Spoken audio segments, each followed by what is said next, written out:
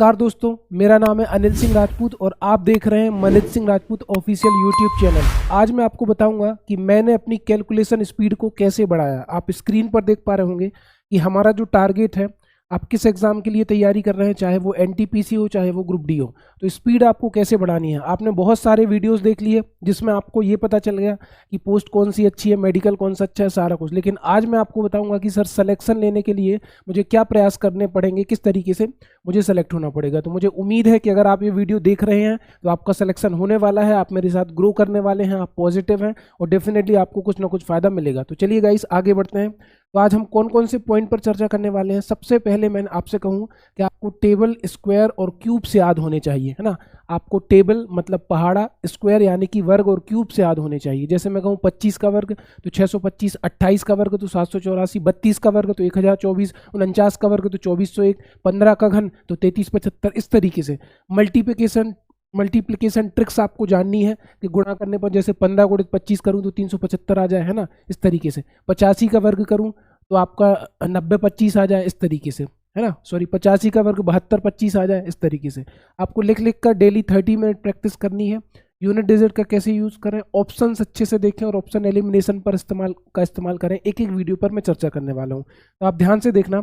सबसे पहले आपको टेबल, स्क्वायर और वर्ग याद होने चाहिए, क्योंकि जब भी आप क्वेश्चन करते हो तो आपको चीज़ें फंसाती हैं। कभी 19 की टेबल फंसाती है, कभी 17 की टेबल फंसाती है, कभी 13 की, इवन कभी 21 की, कभी 23 की। तो एटलीस्ट आपको 20 तक का पहाड़ा, 20 तक की टेबल तो आपको मुंह जुबानी याद होनी चाहिए।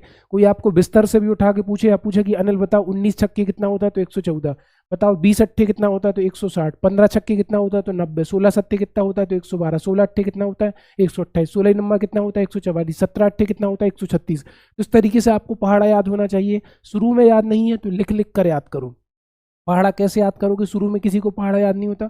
आप डायरेक्ट लिखो 19, 19 दूनी 38, है ना। इस तरीके से 19 तिया 57, 19 चौको 76, 19 पंचे 95, 19 छक्के 114, 19 सत्ते 133, 19 अट्ठे 152, 19 नंबर 171, 19 दहाम 190। इस तरीके से आपको पहाड़ा लिख लिख के याद करना है। जो मेरी बात है मानेगा, डेफिनेटली उसकी 1 महीने में कैलकुलेशन भी बदल जाएगी, सारा कुछ वो चेंज हो जाएगा। स्क्वायर की बात करें तो स्क्वायर आपको याद होने चाहिए। मैंने लिखा 26 का वर्ग तो आप डायरेक्ट जवाब दोगे सर 676, है ना।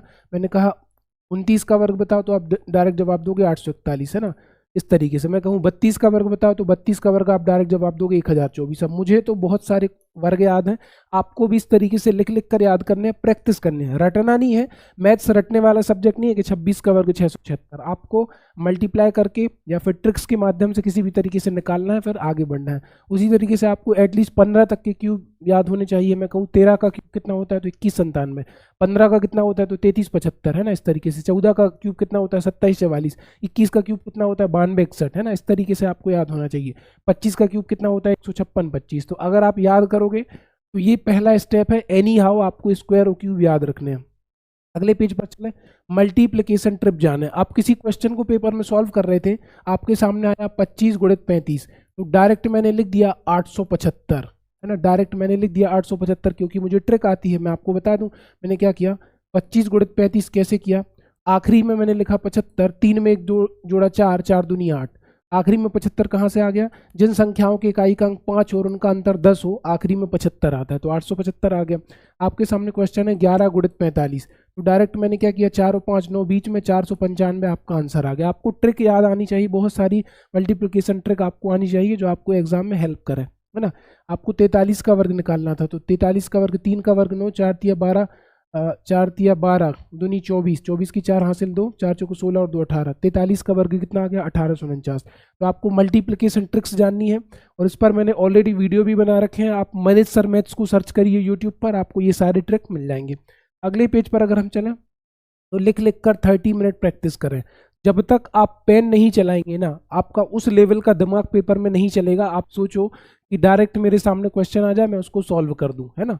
तो आपको पहले लिख लिख कर प्रैक्टिस करनी है। मैं आपको बता दूं, आपके सामने कुछ भी लिखा है, जैसे लिखा है 52, है ना, प्लस 74 प्लस 86 प्लस 78 प्लस 13, इसको आपने लिखा और इसको जोड़ा। प्रैक्टिस करो, है ना।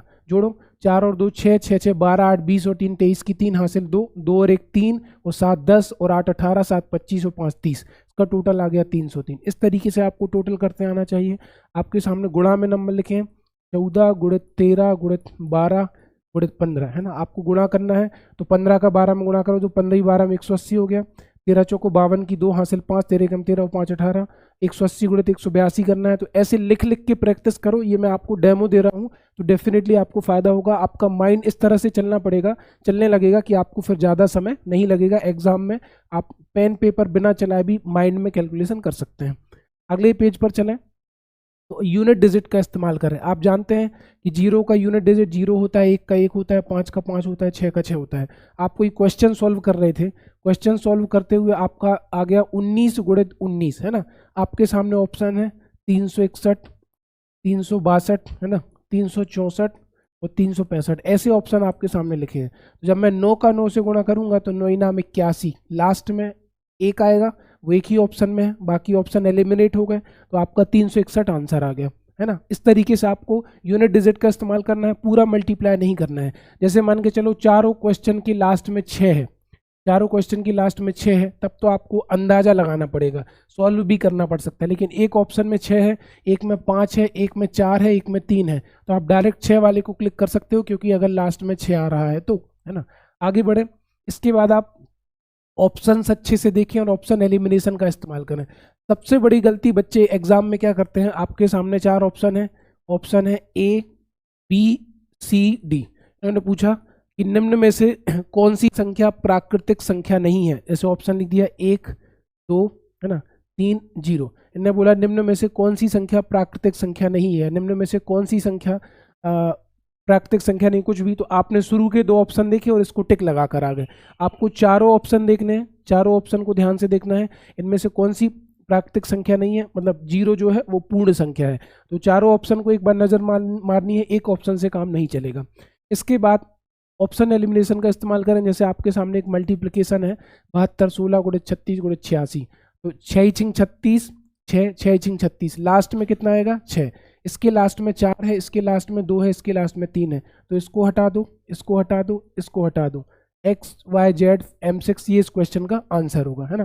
तो आई होप मैंने बहुत सारे तरीके आपको बताने की कोशिश करी है, ये एक तरीके अगर आप फॉलो करेंगे तो आपको जरूर फायदा होगा और एग्जाम में हेल्प मिलेगी, और मैथ्स रीजनिंग दोनों आपका स्कोर दोनों बढ़ जाएगा। तो इस चीज़ को आप रीजनिंग में भी अप्लाई कर सकते हो। जैसे आप ABCD पढ़ रहे हो तो A का हो गया 2, B का हो गया 3, है ना, सी का हो गया 4, इस तरीके से, ठीक है। तो आई होप आपको आज का वीडियो पसंद आया होगा। अगर वीडियो समझ में आया तो ज़्यादा से ज़्यादा लोगों को शेयर करना, चैनल पर पहली बार आए हो तो सब्सक्राइब करना। धन्यवाद।